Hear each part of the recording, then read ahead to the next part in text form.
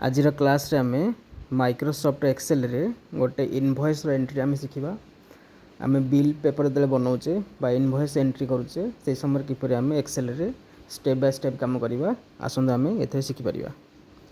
प्रथमे आमे लिखिबा, आमे गोटे सीट रे अच्छे एथे आमे लिखिबा प्रथमे इनवॉइस नंबर, तापरे टैब दबा नेक्स्ट सेल को आसिले एथे आमे टाइप करिबा प्रोडक्ट नेम। आम जो प्रोडक्ट गुड़िक बिक्री करिबा बा सेल करिबा तार नेम लिखिबा एठारे। तापरे टैब मारिबा रेट तार प्राइस केते लिखिबा एठी। तापरे क्वांटिटी से केते पीस हमठू परचेस करूची ताको एथिरे पकेबा।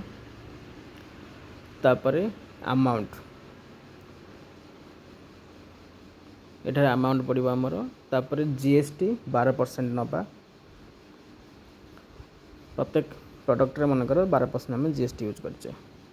तापरे टोटल अमाउंट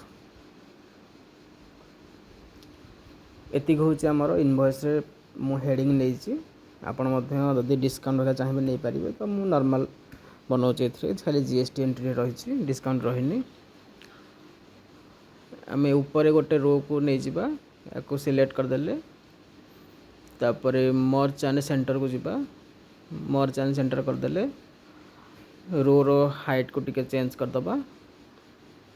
इथे हमें जो हमर दुकान जो आमे करिचे बस जहाँ हमें सब करिचे तार ना लिखिबा। एठी मनकर हमर सरस्वती गारमेंट तो आपण हिसाब जहाँ आपण दुकान रो ना रही से ना को एठी ऐड करिवे बा लिखिवे।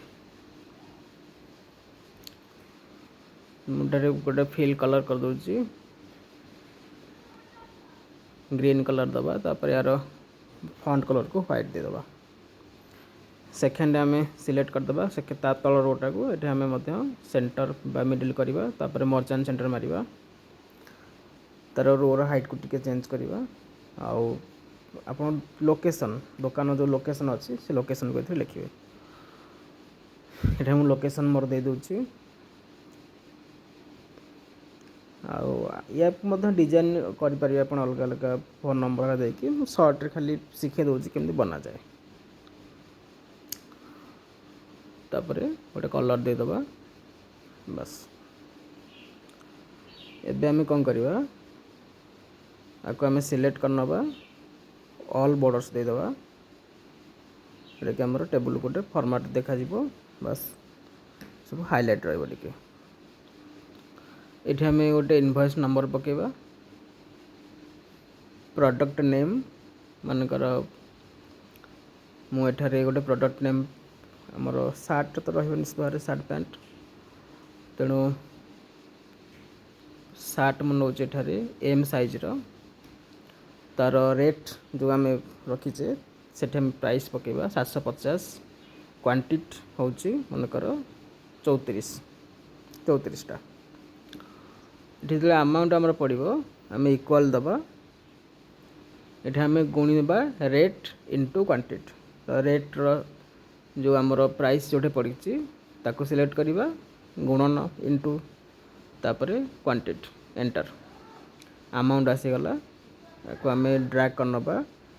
ता तल को जहाँ एंट्री करिबा सेही फॉर्मूला अनुसार सब आसी जीवो।